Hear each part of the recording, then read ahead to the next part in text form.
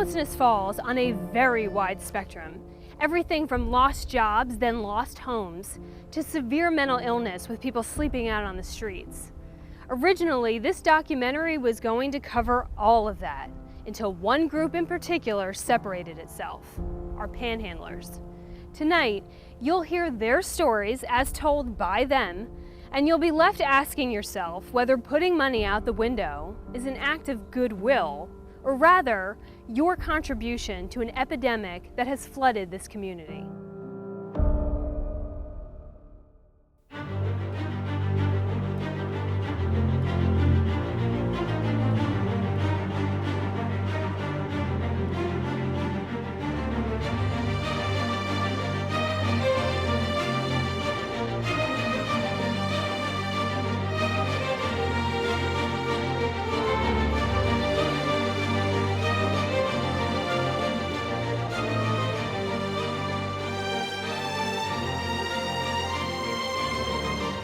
And when you're good to the streets are good to you.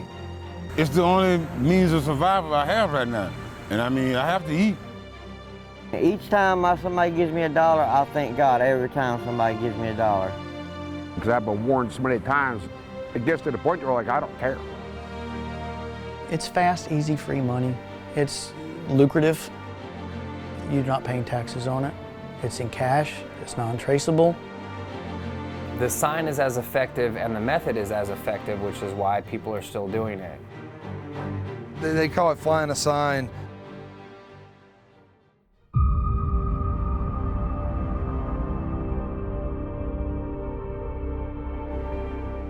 I like to fly the medians because that's where the money is. Number one, you're right there at the driver and they have to see you. And I'm animate when I'm out there. I'm like, hey, I wave at every car and I'm gonna wave until they make eye contact with me. The most I've made in one time is 100. On a good day, about $150. On a bad day, about $75. One lady, last Christmas Eve, give me 4 $100 bills. Bright sunny days you make less money. If it's raining, you make more money. Saturdays are good, Fridays are good, first of the month is good. Your best days of the week are usually Wednesday, Thursday, Friday. That's when people get paid. Mondays are terrible. You've got your hot times, lunchtime, 12 to 2, always good. Dead times are around 3 to 4, and then rush hour, 5 to 6 is good. Weekends, you're good from 10 to 5, usually because people are out and about. Except for Sundays. I don't care what intersection you go to, before 12 o'clock, there's nobody there. They're all in church, so. They know exactly what they're doing. I mean, it's a business. It's like working for yourself, and they're smart. They're gonna work when they can make the most money. So when is that gonna be? It's gonna be when they're seen and when there's a lot of traffic. Changing your spots up helps because if people see you in the same spot every day, they're thinking, well, you're not doing anything to better yourself. You're out here every day, all day. Some popular spots, at the Starbucks at Independence and Oleander. Whole Foods. Then you get the bridge traffic. 3rd and Dawson, 17th and Wooster, 17th and Dawson. College and Oleander. And then of course you have the Market Street corridor. If 1 out of every 10 cars gives you money, there's thousands of cars coming through those areas every day. It adds up quick. Flying a sign has been the easiest and quickest way for them to make money over the years. It's worked, so there's no reason for them to change it. If you're standing at the front and you wait that whole light at the front, you've only got maybe 3 cars that can see you. So if you're walking down, then you can make sure every car at that stoplight sees you. You'll see guys leaning up like this, going for their wallet or going down here. And I usually try and pause longer in front of those cars because a lot of times if you walk past them, then they're gonna put whatever up. So you wanna kind of hang out a little bit longer. You get to read people's facial expressions and stuff like that when they look at you. Real quick fidgeting and, hey, there's nobody on the phone, but yeah. And I'm guilty. I used to do the same thing. Like when I was a yuppie, my yuppie times, I would do the same thing. pick up my phone just so I wouldn't have to look at them. That's a terrible thing to do. It's terrible. Like, I feel so guilty that I used to do that now. That there's some really good people out there, and everybody else is just blinded to how the real world really is, I think. Just don't want to make eye contact or want to pretend that you're not there. That they live in their own little reality that's not true, because stuff goes on around you every day.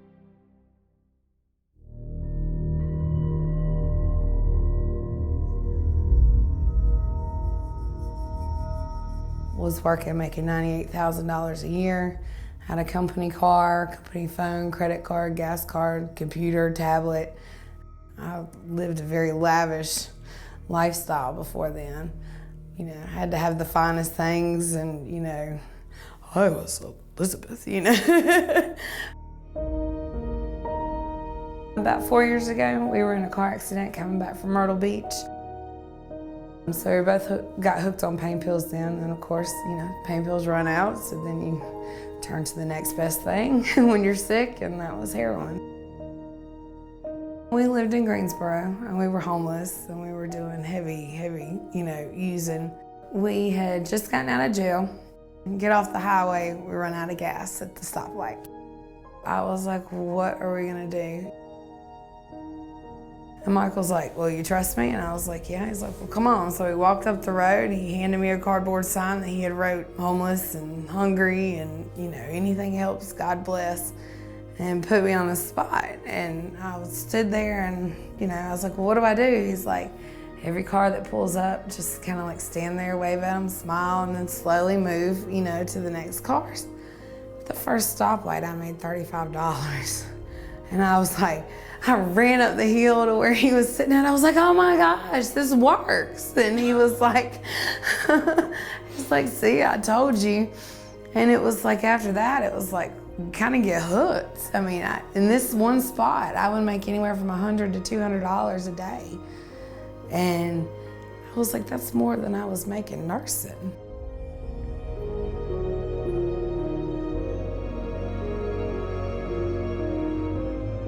He would always go out there with me to watch me, to make sure that I was safe, and then mostly for me to hand him the money so he could go buy drugs.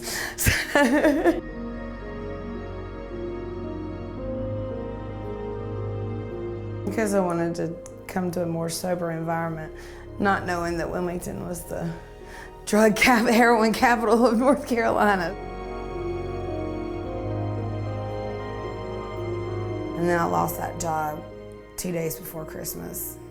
Well, when our drug habit kicked back up, they caught me stealing money from changing tips on receipts.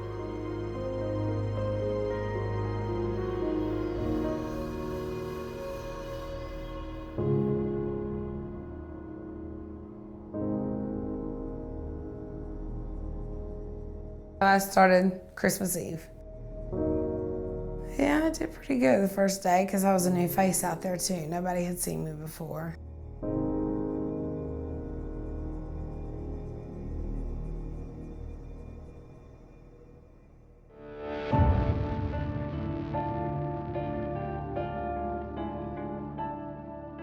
The best people that give me money are little kids, Mexicans, and older white women. But I mean older white women, 50 and over. Younger generation, they look at you and laugh. My own black people, they look at you like, oh, you dress too well to be homeless. I mean, if I'm homeless, what am I supposed to wear?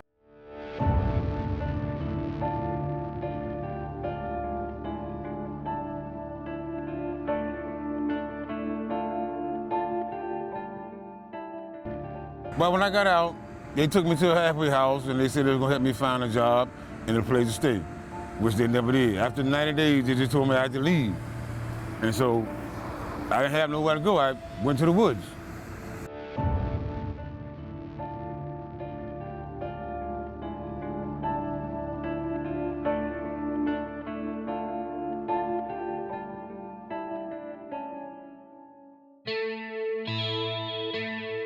I started flying probably a year or two ago. When it got broken, just figured I'd go out there, fly a sign, make a couple bucks, get a couple beers, and get a pack of cigarettes, and haul ass from there. I mean, I was happy with 30 bucks. I was happy with that. How much are you making in a day? It ranges from about 30 to 60. 9 times out of 10, I am impeding traffic. I also realize that I can cause a wreck where I'm at. I also realize that I'm not supposed to be there. I don't pay attention because I'm working on each car, and then I'll get down to like the 4th car and I'm like, oh shit, that's a cop. We just felt the sign leaving, you know. A lot of cops are like, it's pointless to give you guys a fine because you're not gonna pay it. So, you know, they try not to tie up the court system with these tickets. A couple of cops do, because they know how much money we make, and it makes them mad that we make more money than they do. And when they get caught, that's where the eye rolls come in. They drop the sign, or they'll try to stick it in a bush, or they'll fold it up and put it in their pocket and try to walk away like they weren't doing anything.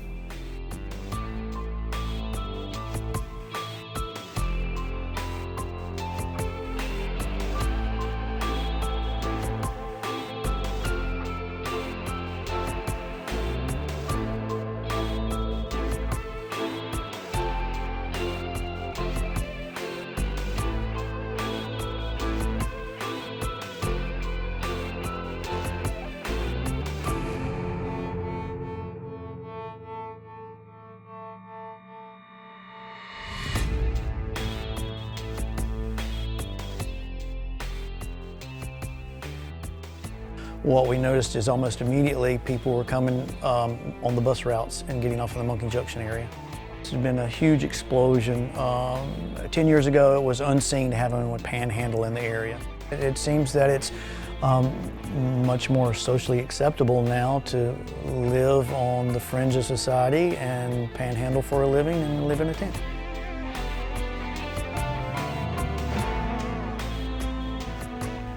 They are the ones that you see on the street holding the sign, in the sun, in the cold, and their companions sit over on the side, and that's not nice. That's no way to treat a lady.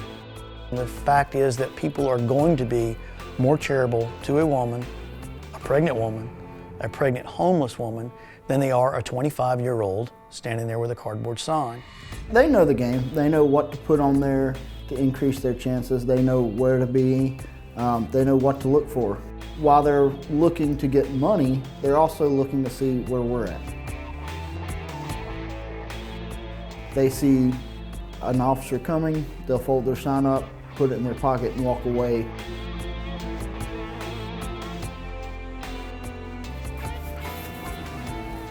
As I would take them away, I'd just kind of throw them in the trunk and grew day after day. I've got signs that say, I bet you can't hit me with a cupcake. Homeless and ugly, anything helps. They try to make it something that catches people's attention.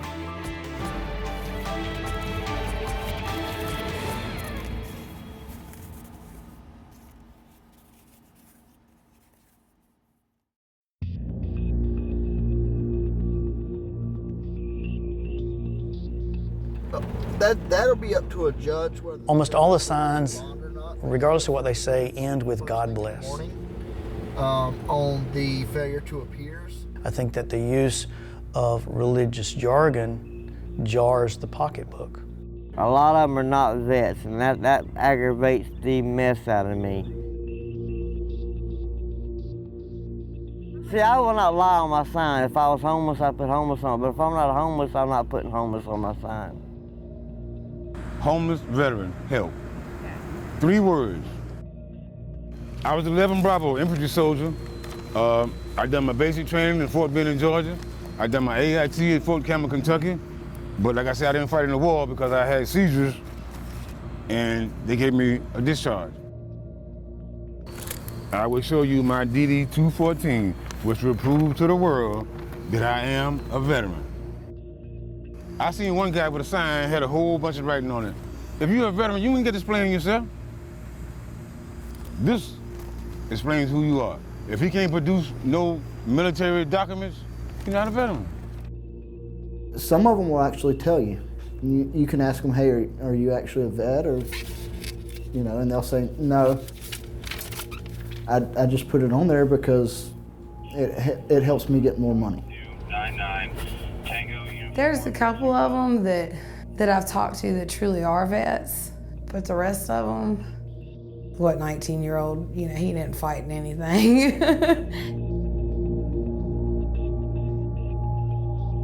The term homeless is so broad, depending on what definitions you use. If you lived in a mobile home, because it has wheels, you could be considered homeless. If I lived in the Marriott down by the river, I could be considered homeless. I'm living in a hotel. A lot of these people are going back to hotels. Like, that's the plain and simple of it. They're going out and panhandling. The first 50 bucks goes to pay for the room, or they've got somebody else working on the room money and they're working on the, you know, the fix money. I mean, I know plenty of people that do that are, you know, totally content doing that. Homeless doesn't necessarily mean you're living in a tent in the woods. When you look up the definition of homeless, it can mean that you're sleeping on somebody's couch, or that you're renting a room somewhere, like a hotel room, somewhere that is not a permanent residence that you own or rent all to yourself makes you homeless.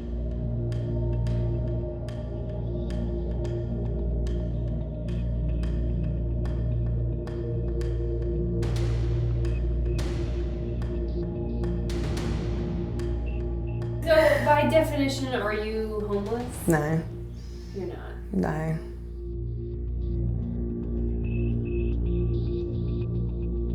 Seen a lot of my classmates that I went to school with, and like one of them, he's like, what in the world is wrong? And I was like, honestly, I make more money out here than I do in the salon, you know?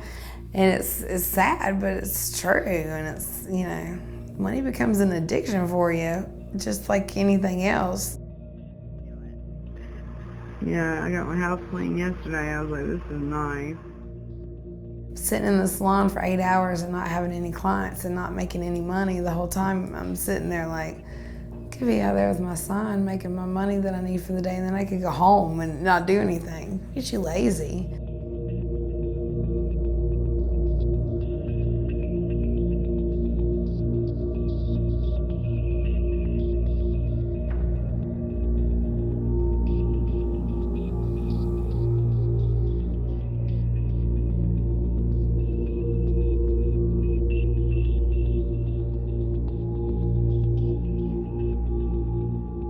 It didn't have insurance on it. It didn't have tags on it. It was paid for 1.5 years ago, so it wasn't like I'm out there making my BMW car payment. You know, it's what I had. It's how I got back and forth. It's how I was able to look for jobs.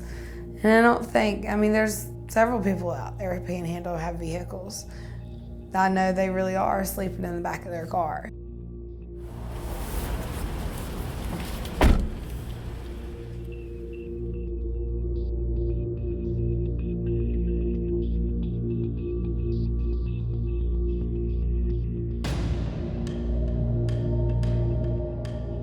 It ruins it for other people.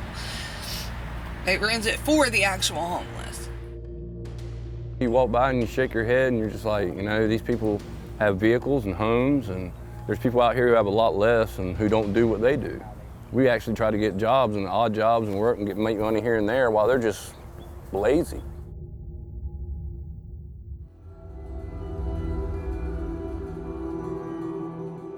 That looks simple, but okay, so are you gonna hire a felon? Why don't you just go get a job? I got a felony that's holding me back. It's over, I don't know, probably 7, 8, 9 years old.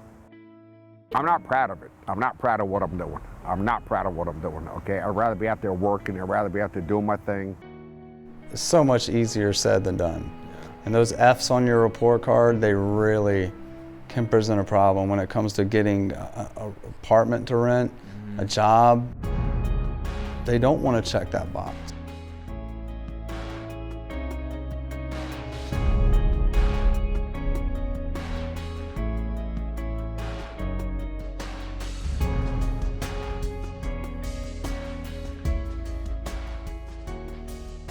So if someone could just get an interview with a potential employer past that box, then the employer can decide for themselves on a judgment type level if that person is worthy of working with them, regardless of their criminal background. But that box, it's a swipe it to the trash.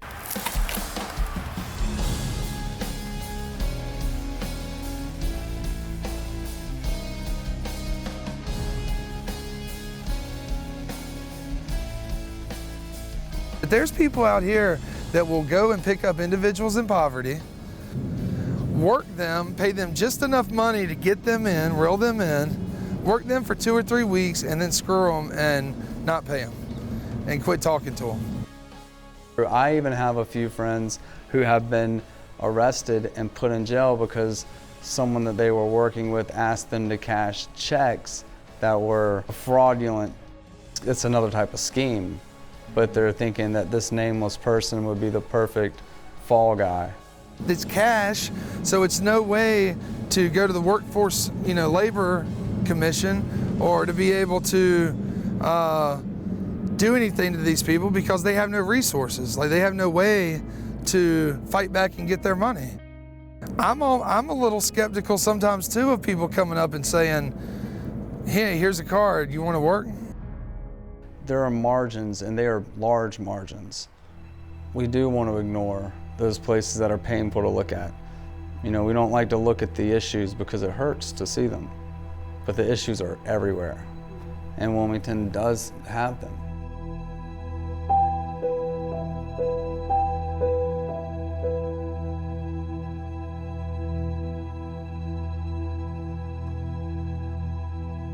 And I had one guy, he asked if he could be my sugar daddy, that he would give me $1,000 to come spend the day with him or something like that, and where I would go and I guess do whatever he wanted to for the day. I've never been so far at the bottom that I had to prostitute or anything like that. But I mean, it could be some pretty tempting offers out there too.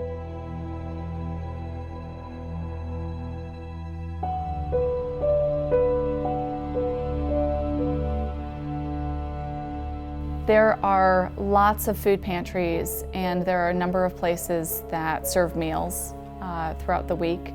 And so no one should be going hungry in our county based on the number of food resources that we have. There are some people who choose not to go to shelter, and their preference is that they would rather sleep in another temporary situation, in their car. Sometimes they manage to pull together staying with family and friends and moving from place to place. And sometimes people would rather stay in the woods, at least temporarily, until they think that they can improve their housing situation.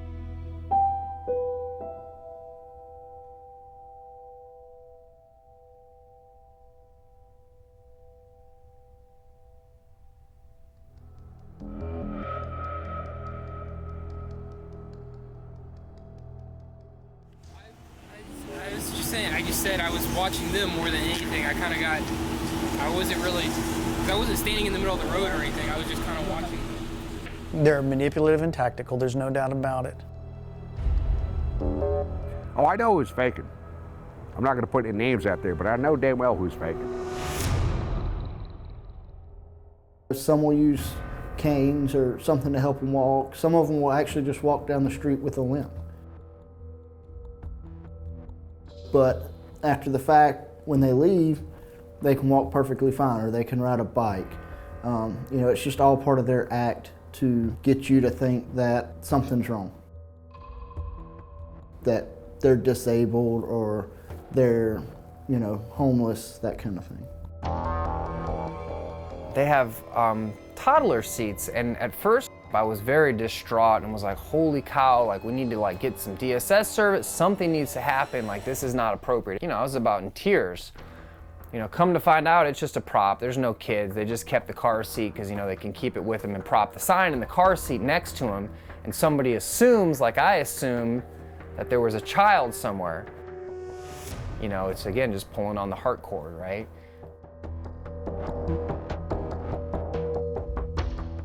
That's what they do. We call that parking lot pimping.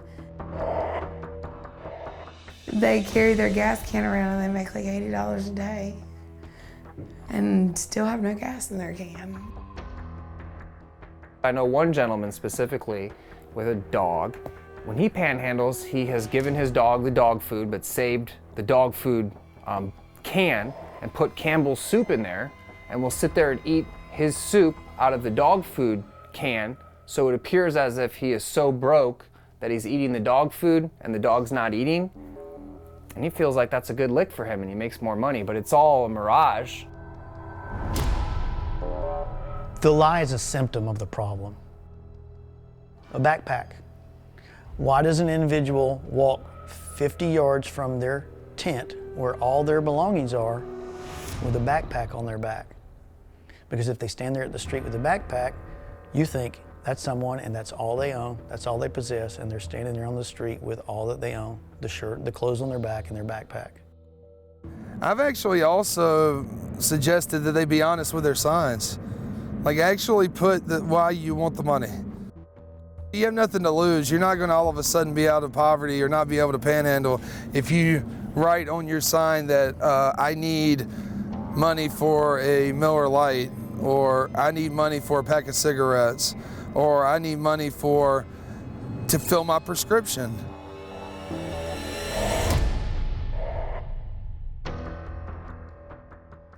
It's embarrassing. People are mean, like they yell really mean things to you.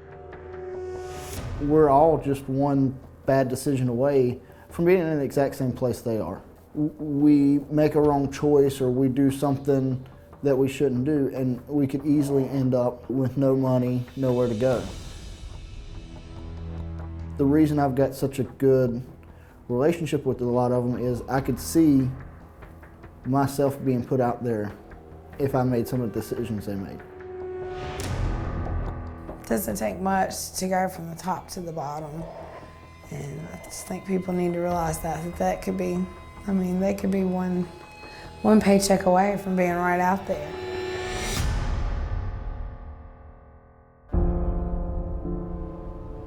We know that missed paychecks can lead to poverty, but story after story, it didn't seem to be the driving force behind the signs. Most of the panhandlers we met had careers, families, and an education, all before they ever worked a corner. And as they'll tell you, they didn't find their poison after finding the streets. Instead, it's the reason they're there in the first place. How long have you been on the street? Probably 15, 20 years. Why did that start? Alcoholism. I was working for a truck stop in Pennsylvania, so I kind of was working two jobs, and my wife was working, my ex-wife was working in New Jersey as daycare. 3-bedroom house, 1.5 bath, acre of land, 1-car garage attached, 2 dogs, 2 cars. How much were you drinking at your worst? Case to a 30-pack a day. If I don't have a beer, I go to a shake. All right. I mean, I am an alcoholic. Okay, that's half my problem. I am an alcoholic. All right. Well, not half. That is the problem. I am an alcoholic. Oh, the first time I met Steve, Steve was standing at the corner of 17th and Dawson, flying a sign, panhandling.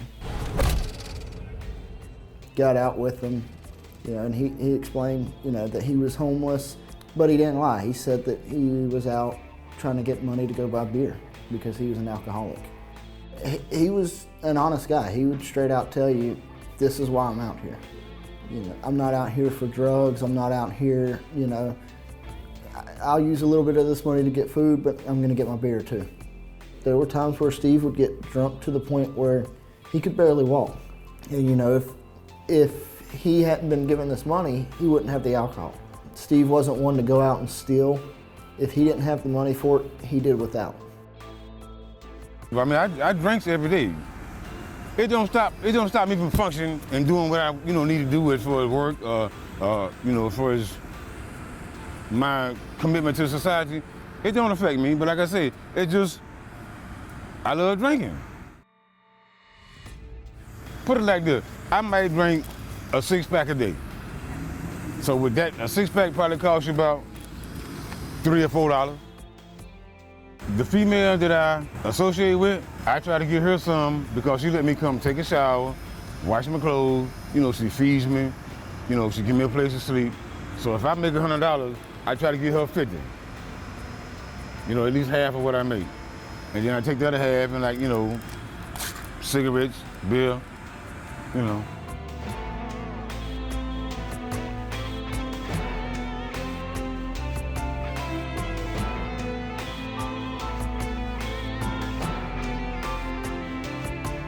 Easier to obtain, it's legal. There's days where you drink all day, and days you don't.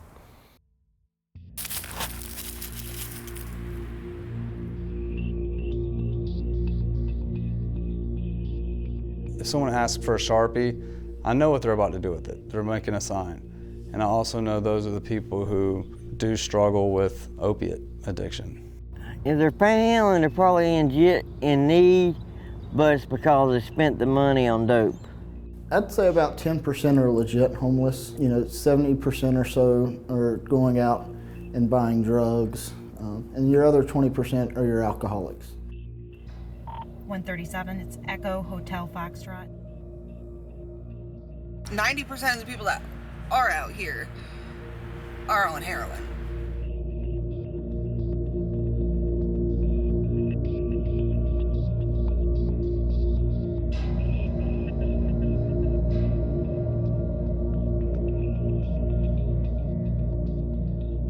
Or anybody I talk to, I'm just curious. I ask them, you know, well, what's your DOC?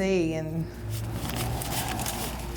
9 times out of 10 it's heroin, you know? And so when you're hooked on it, you gotta have some way to get it every day.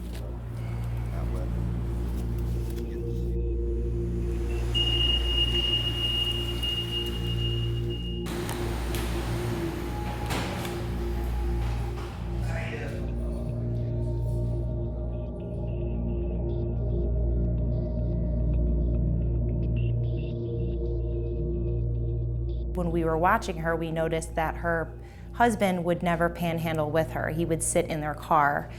People would see, I'm pregnant, I'm alone, and I'm hungry. You're more likely to give to her because they're gonna feel bad for it. And she knew it, and she worked that. Like I said, it was a business. If you look at it as like a business, what is gonna sell the most?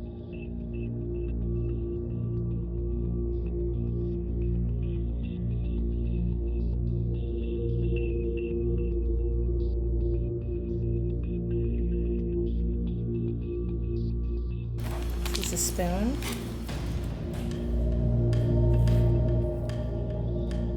DSS knows about it now and stuff like that. It's a struggle, and they've kind of given me an ultimatum now that I go into residential treatment somewhere with the baby, or the baby goes straight to foster care when it's born. And you started to see the same group of people over and over again at the same spots. They're there as long as they've been there. To me, I said, there's something else up with it. It's not just somebody that's out of gas or, you know, missed a meal and they're hungry and it's a 1 or 2 time thing. And that's not what it was. We started watching them a little bit and seeing that they were taking their money from panhandling and then going directly to dealers and buying heroin.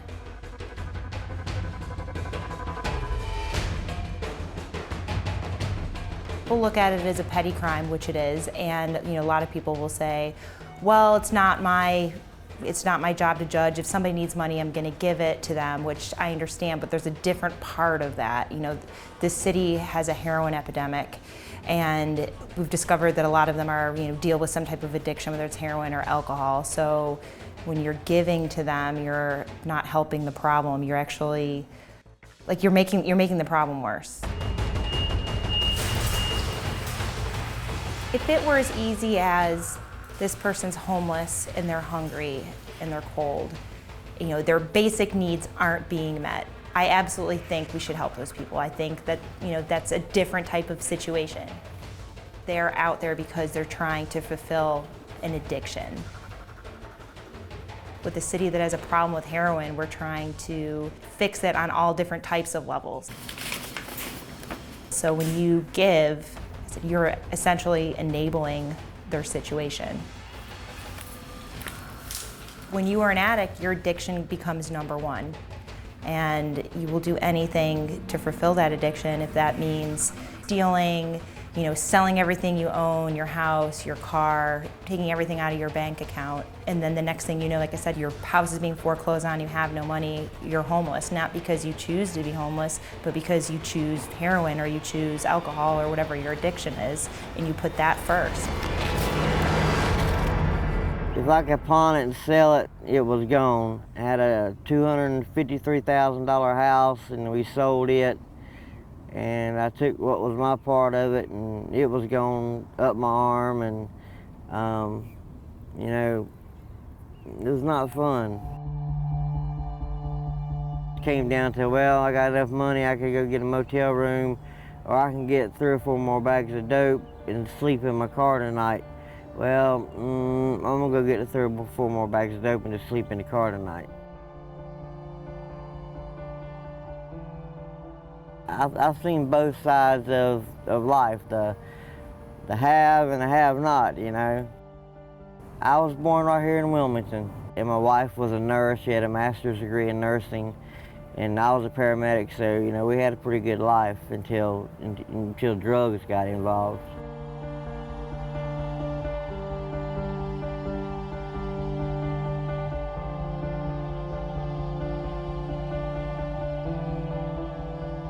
Moved me from Lorset to Percocet, and we moved from Percocet to Oxycontin, and then that was the wrong idea. I was off to the races then. I was gone.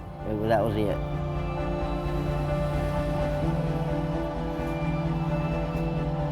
The only thing that'll get you out of methadone withdrawal is either heroin or something stronger.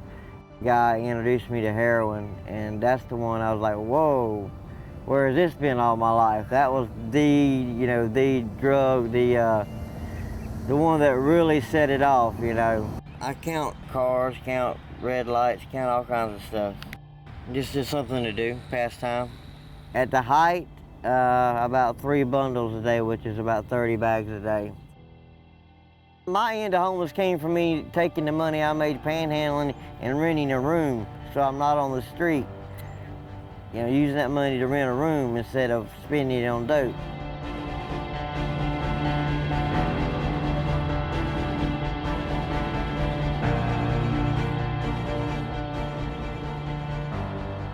I couldn't. In my addiction, I was like at a bottom and would try to panhandle to get like just beers. And it is very humiliating, like the lowering of your pride to go up and ask for some. You almost need to be intoxicated to be able to do that, to work through. I did, because I couldn't, bring myself to do that. I started using intravenously when I was probably 20 years old, got sober when I was 35. But I gave away TVs, cars, houses. I had a mortgage at one time, lost the house, all behind using drugs. I definitely was not a recreational user. I don't think anybody that injects drugs is doing it recreationally. I've overdosed 3 times that I'm aware of, naloxone was used on me, and there were a couple other times that I woke up handcuffed to gurneys and ERs, and I'm not sure what they used to bring me back.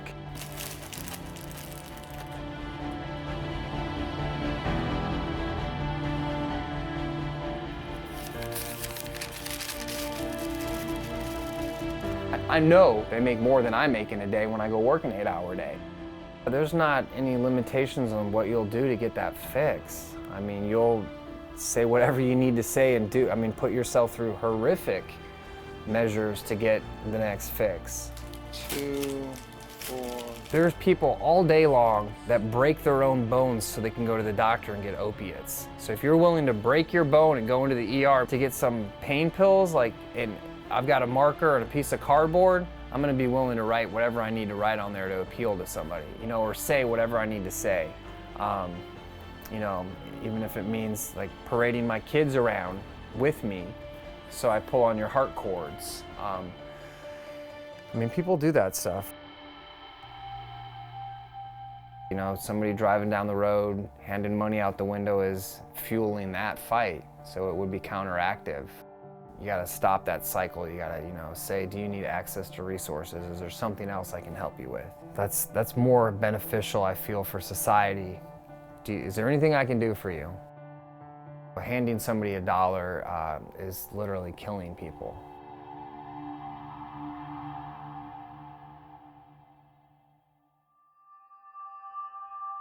In the time between a red and green light, it's nearly impossible to try and figure out who actually needs help and who's just asking for drug money. So what are you supposed to do? All of these people need some kind of help, but they're unlikely to find it at a corner. How and where you give your money, food donations, and charity makes all the difference between bettering someone's situation versus paying away a problem. We kind of answer that question, should I give money, to do you have a relationship with that person in order to know they're going to use that money in the correct way? Are you walking with them in their development stage to get them in a better situation to know that that money is being used well? But we also answer that question as we're a faith-based organization. So, if the Lord is telling you to give that person money, then we say, of course you should do that. We always said, don't be led by guilt. Absolutely. I think a lot of it is led by guilt. It's actually easier for us to give them money rather than to walk them through the situation. If you're giving to somebody to make yourself feel better, then who are you really helping? You or them?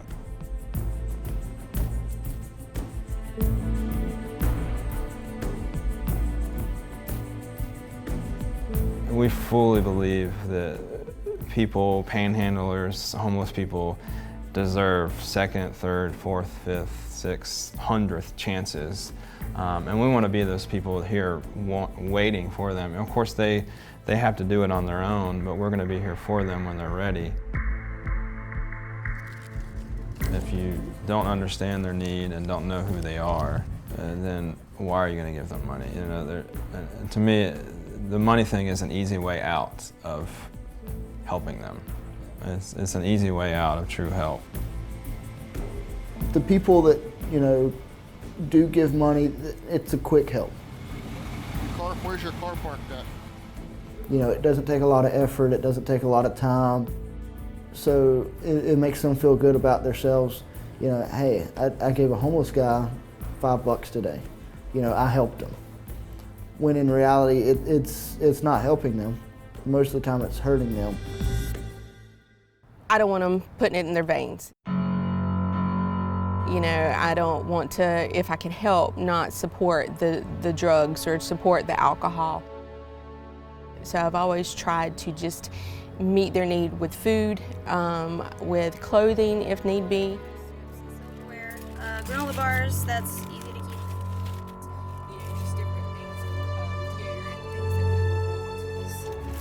Peanut butter crackers, what else here? I get gift cards, socks, and shampoo, and soap and stuff. I get all kinds of stuff. A lot of care packages. You get like the gallon Ziploc bags, and they'll have like tissues, bottled water, peanut butter crackers. Like, I've never eaten so many nabs in my life. And then like toothbrushes and toothpaste, and and you take it. It's like you've got 4 care packages over here in the bushes, but you're not gonna turn it away because it's something that somebody wanted to give you, and you make it like it's the first one you've ever gotten in your life, and it's the best thing ever. And thank you so much. God bless you for this. I'm always thankful for anything anybody gives me, so.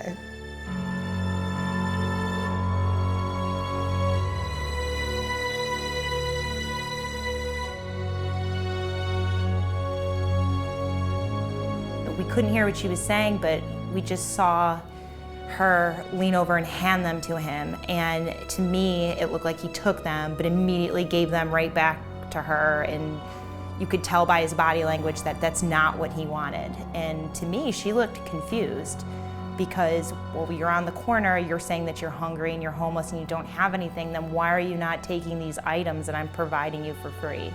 And she seemed very confused and honestly a little hurt. God says the poor will always be with you. And you know, the young man that I tried to help, he rejected my help. And it hurt my heart. And I remember walking back to my car of just going, I wonder how God's heart hurts whenever we reject him when he's trying to help us.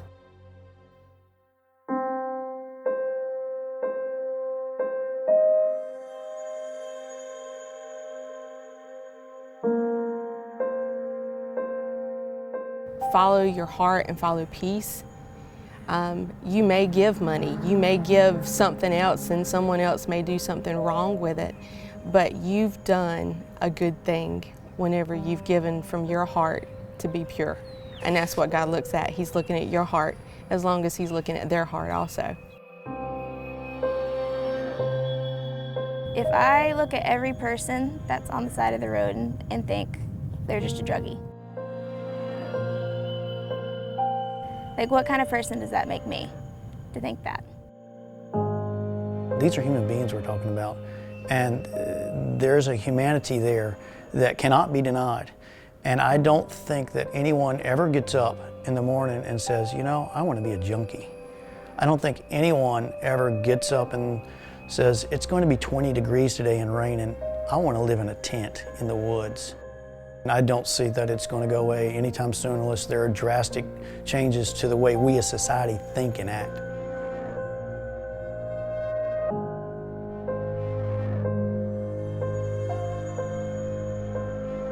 The steps are simply someone who would wish to have that permit must have a valid ID. They make sure that that person doesn't have any wants, isn't on the sex offender registry, things of that nature. There is a vetting process to it. So, this is going to be... And then once you are provided with that card, then it's good for 1 calendar year. And then each year you're re-vetted to make sure that there's no criminal background, things of that nature. Is entitled to beg on the streets. Pretty much everybody you're going to see over there is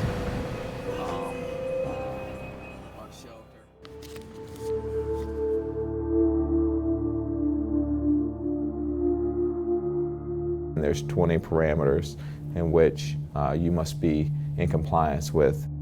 Within 100 feet of any automatic teller machine.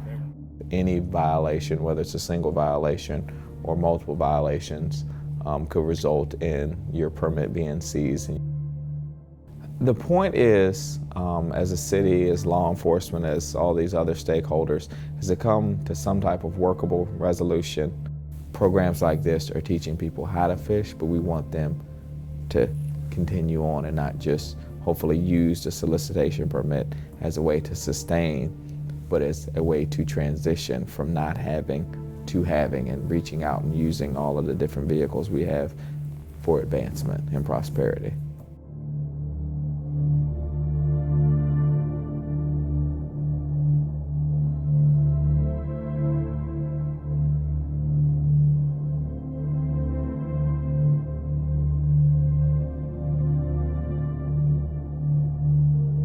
What are you making a day?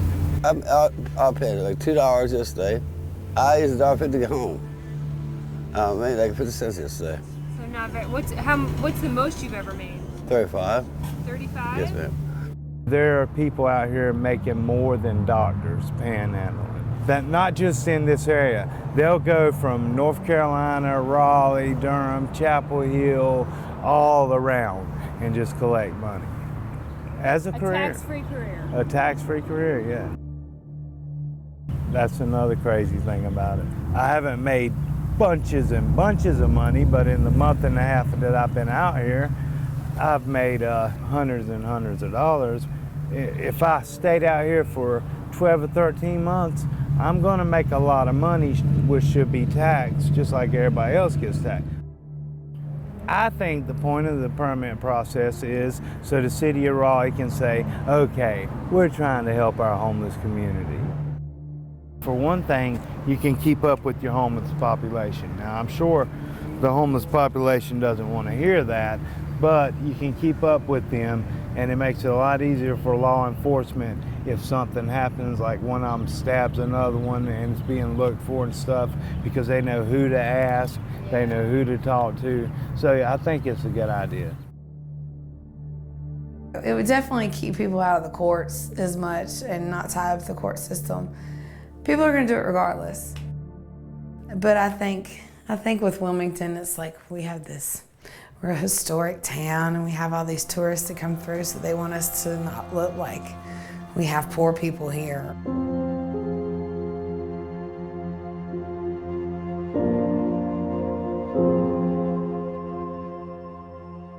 If we make it legal, you're just going to have more of a problem. You're going to have more people doing it. It's going to encourage people that have an addiction to have a way to earn money to provide drugs for their addiction. Just straight legalization with no interaction, I don't think is beneficial. That's just keeping them from getting arrested, but it's not addressing these problems or these needs. I think it's more appropriate to offer them a meal, some services, like can I take you, to apply for food stamps? I know this church that'll help you with clothing. If you don't have time to sit down with them, load up on gift cards. Like go through the drive-thru, get five $5 gift cards, and when somebody walks up to your window and says, hey, can you help me? Say, yeah, here's a gift card to McDonald's for $5, go get a value meal. If you're going to give money to someone on the street, you don't necessarily know how they're going to use it, no matter what they write on a sign. So you have to just be very aware that once you hand it over, they're making the choice of how to use it, just like you make your choice of how to use the money that you earn every day. Tourniquets. If you want to help, vote for reform, vote for more beds at the detox center, give more money to community outreach programs. Give it to agencies where your dollar is going to be spent to actually rehabilitate somebody or to do harm reduction versus, I just feel good because I gave Johnny $1. There's a difference between surviving and thriving. None of these individuals out here are thriving. Only not all of them survive. Just days after his interview, a man who you've seen flying a sign for years was murdered. His death was a quick headline. All those dollars, through all those years, unattached to so much as even asking his name, did not change his fate on the streets. Meet Steve Barton. When people give the money out the window, is that helping anybody? It's helping me. In what way? To buy alcohol, to buy beer. I think you know what my point was. Is it actually bettering anyone's life? Or No, is it just, no, it's not. it's not what? It's feeding into it. Is that why you didn't want your face to be shown? Yeah, Because you know that they may stop giving it to you. right. Joining us, I'm Kim Ratcliffe. I'm Bob Bonner. This afternoon we begin with breaking news. A recycling worker finding a man's body while on the job. From all that is known about the details surrounding the situation, it was a completely random act of violence.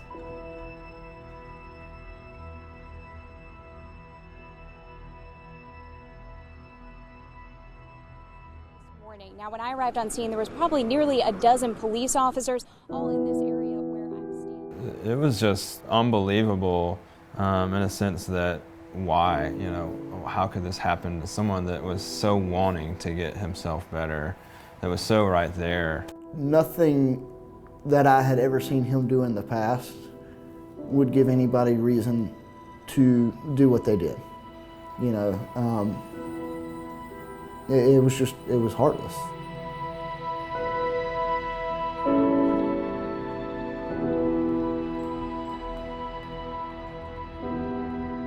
He wanted to be a part of our team, and it really just kind of zoned me into him, that this dude was willing to do anything and everything that he could just to get to know us, and that he actually like cared about us. Wasn't in it just for the food, you know, he's in it for the relationship.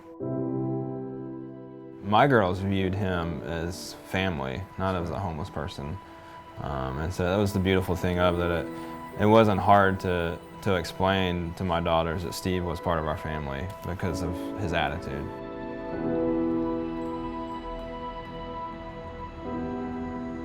I want to get my license back, get my life back together, and get back on the road. But this time when I get back on the road, I'm going to get my Class A CDL and just hit the highways and I'm going.